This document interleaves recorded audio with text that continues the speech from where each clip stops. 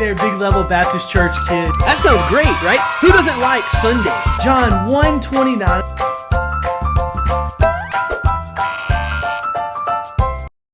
Hey, and welcome back to Big Level Kids. I'm Miss Stephanie. And I'm Leanna. I'm Lindsay. And I'm Wayne.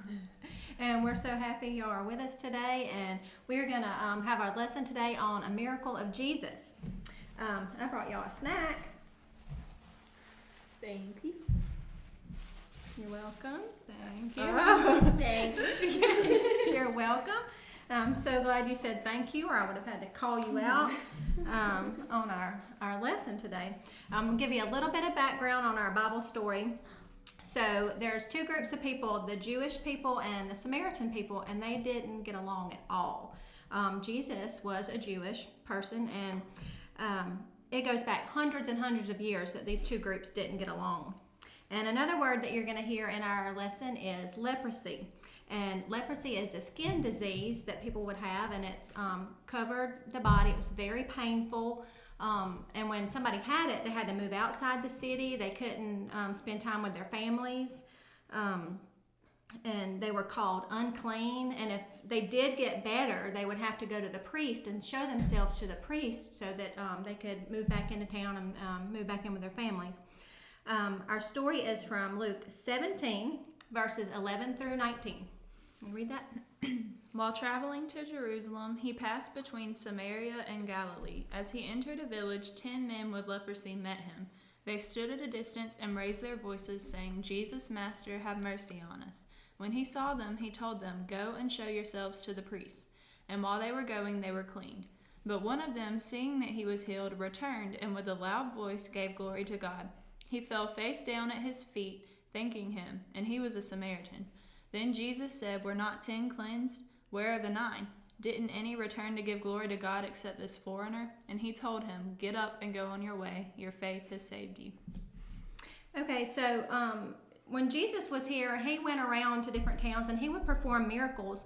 And there were 10 men that had leprosy, and when they saw Jesus coming into town, they must have heard about these miracles, because what did they say? They yelled out, "Master, have mercy on us."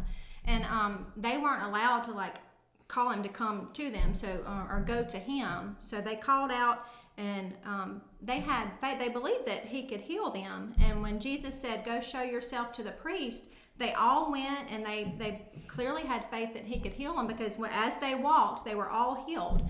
But only one came back and praised Jesus, or gave praise to God and thanked Jesus. Said he fell at his feet. And it always makes me so sad that only one came back. And it's easy to look at these other 9 and think, they're bad guys, or they're selfish, they didn't come back.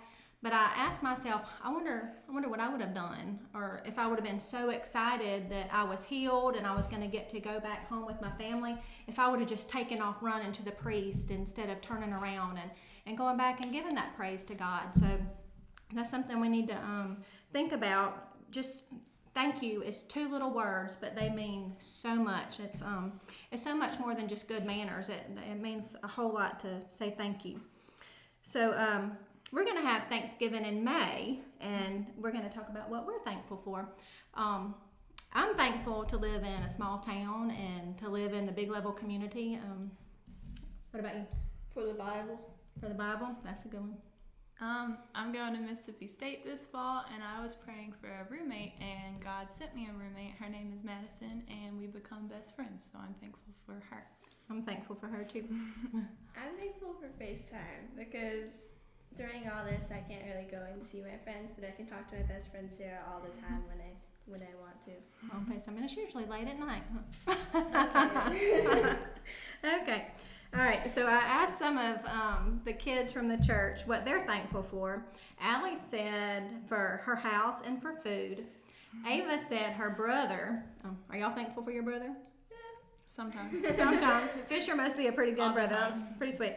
Jameson said Nana and Papa, God, my church, and the Bible. And say something about Jameson. He gives the best hugs. I'm thankful for his hugs. And I have learned, if I see him coming, make sure I don't have anything in my hands, and make sure both feet are planted on the floor, because he is coming like a linebacker, and he is going to give an awesome hug. Right. Micah said family. Wyatt said animals. Alexis said family. And Lamar said friends. Yep. So a lot of people, people, we're thankful for people and the people in our lives. All right, our memory verse this week is coming from 1 Chronicles chapter 16, verse 34. Lindsay's going to read that. Give thanks to the Lord, for he is good. His love endures forever. No matter what, we always can be thankful to God. He loves us, and he loves us forever. So y'all memorize that verse, and thank y'all so much for watching. Love y'all and miss y'all. Bye. Hey there, Big Level Baptist Church kid. That sounds great, right? Who doesn't like Sunday? John 1:29.